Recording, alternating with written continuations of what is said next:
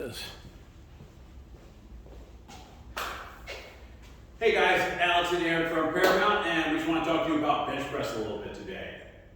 First thing to focus on is the setup. We want the setup to always be the same. So Eric, go ahead and drop back. Give me just like 2 or 3 reps.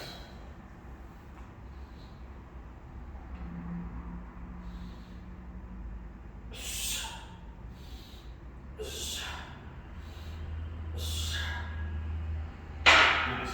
So setup wise, he's probably just a hair high, kind of where these hooks are. So Eric, hop up. We're gonna pop these down for him. Just go down one more.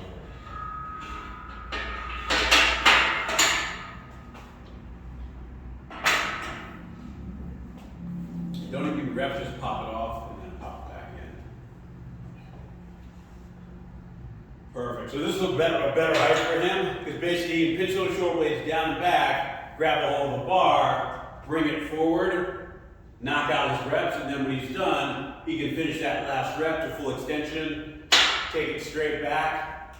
The bar hits right in that J hook, and he doesn't have to worry about aiming or trying to hook. We don't want you to bend your elbows or kind of try to hook have to focus on hooking the bar into these J hooks. We want you to just be able to always take it back and slam it straight in. That way when you're hitting those kind of last couple reps and you're really tired, you don't ever have to worry about, kind of missing the hook and smashing yourself. So you always want to make sure this is set at the right height, and then you don't have to worry about it. The other thing to think about with setup is make sure you're in a bench height that works for you, where you can get some good contact with your feet. So Eric's kind of driving through his feet, whether that's the full foot, or the toes, or the heels. He should be able to drive through his feet, squeeze his butt, just get a little stability from that lower body. If you're in a situation where you're in a higher bench, stick something under your feet. It could be other plates. Here at Paramount, we do have these blocks. You can slide these underneath your feet. We'll stack 1 or 2 of these up just to give you leverage. It's going to help you to just help protect the lower back while you're bench pressing, as well as create a little bit more power.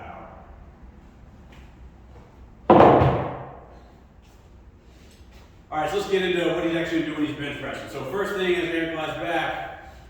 I want Eric's eyes either right underneath the bar or just in front of the bar. I don't want his eyes way back there.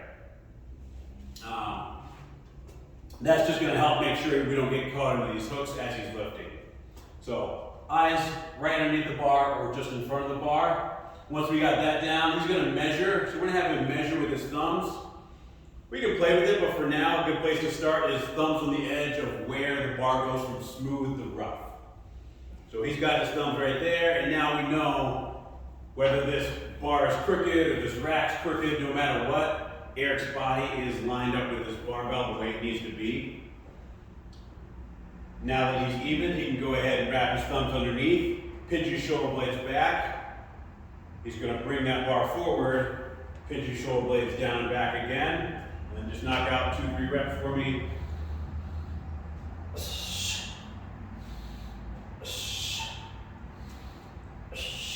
Nice. When he racked it, you notice he was able to take that just straight back and not have to worry about aiming. That's what we want. Just take it straight back, let it slam in there, give it a little grunt, let everybody in the gym know you lifted some heavy weight as well. We'll work on that next time, Eric. Next thing to talk about real quick is just kind of the alignment of the elbows and the wrist with bench press. Most of us that learned in the past or watching videos online have the tendency to bench press kind of right across our chest. These elbows are up right around kind of closer to 90 degrees. For shoulder health long term, usually we want to be closer to like 45-ish degrees. And we want your wrist and elbows to be lined up. So I end up doing kind of 45 degrees, 30 to 45 degrees with my elbows and wrist and elbows lined up. I'm actually going to end up underneath my chest, which is totally fine. This is going to be a little bit different for everybody depending upon the length kind of your limbs. So focus on kind of how the shoulders line up. And then when we get you to 90 degrees, it's going to touch where it's going to touch. It's typically going to be like nipples or just beneath your chest about. Is where the bar is going to hit for most people when we're thinking just general fitness for a bench press. a couple more reps.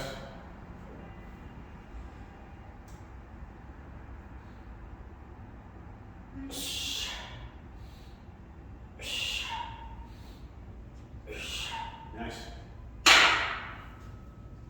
Looks good. So the last thing I noticed that Eric did well was his wrists were nice and neutral, nice and strong. Keep that neutral wrist as opposed to letting the barbell kind of drop that wrist back. That's just going to make the bench press a little bit inefficient, and it kind of cause some pain sometimes with a lot of folks as well. So those are our main tips for bench press. Have at it, be safe.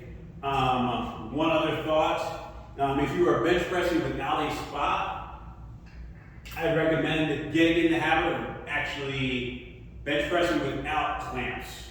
And here's the reason why. Eric, actually, let's stick a weight on there.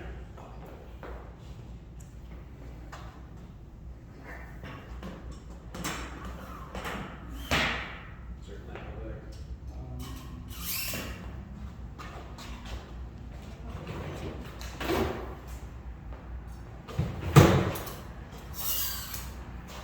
If you were bench pressing by yourself, and Eric just did like 2,000 reps, he's going for 2001, and he gets stuck at the bottom, and he's stuck, it's so heavy, and it's just going to rest on his rib cage.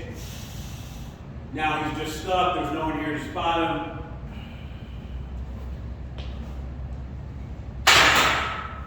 Now, if we pop the clamps off,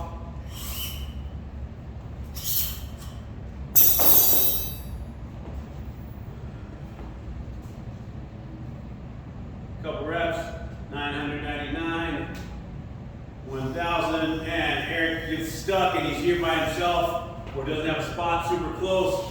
Eric can just tilt the bar just a little bit, one direction or the other.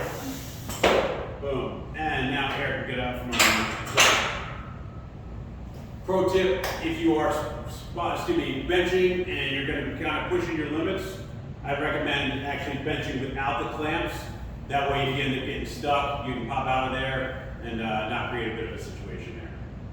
Good luck, guys.